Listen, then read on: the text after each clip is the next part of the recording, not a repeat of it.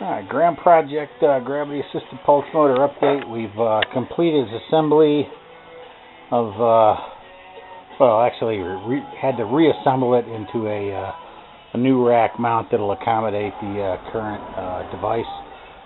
Basically, it's a 3-stator, 4-rotor permanent magnet alternator. Each stator can be connected in parallel with the other or ran independently.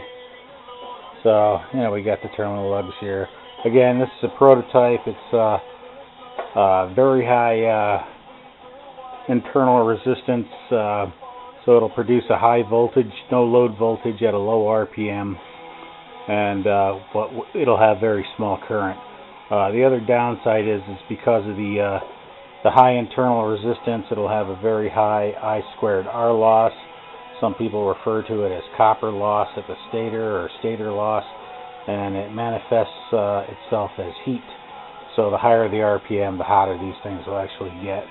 The way to negate that effect is to use fatter wire and higher RPM on the rotor, or in my case, what I'm doing is fabricating a DC to DC step-down converter.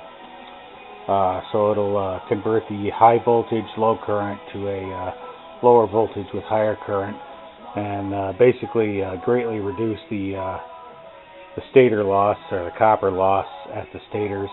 So everything will run cool and it won't ignite in the flames.